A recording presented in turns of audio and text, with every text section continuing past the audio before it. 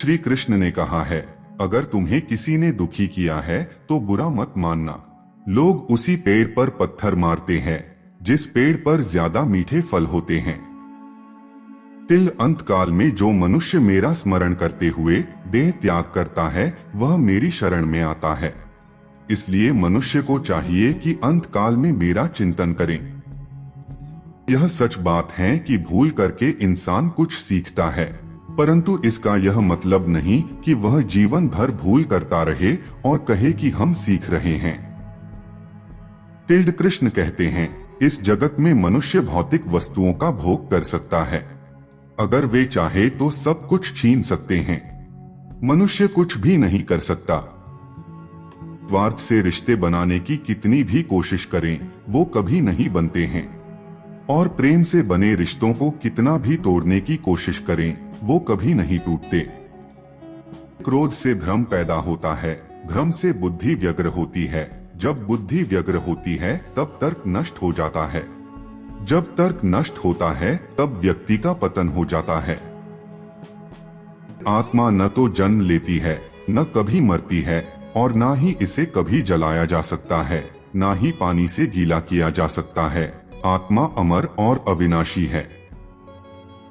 अगर व्यक्ति शिक्षा से पहले संस्कार, व्यापार से पहले व्यवहार और भगवान से पहले माता पिता को पहचान ले तो जिंदगी में कभी कोई कठिनाई नहीं आएगी। विषयों का चिंतन करने से विषयों की आसक्ति होती है, आसक्ति से इच्छा उत्पन्न होती है और इच्छा से क्रोध होता है, क्रोध से सम्मोहन और अविवेक उत्पन्न होता है।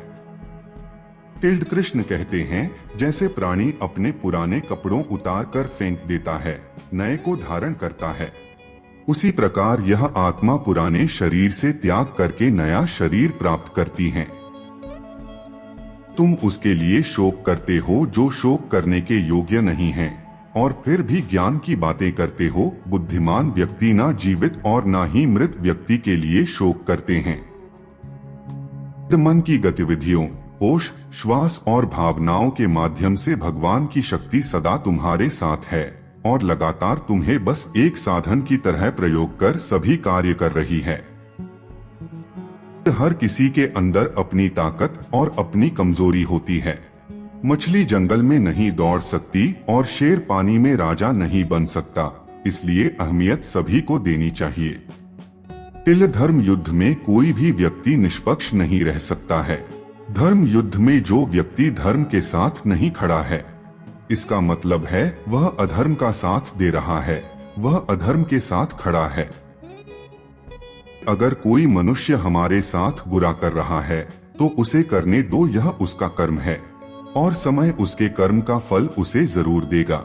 लेकिन हमें कभी भी किसी के साथ बुरा नहीं करना चाहिए, क्योंकि यही हमारा धर्म है।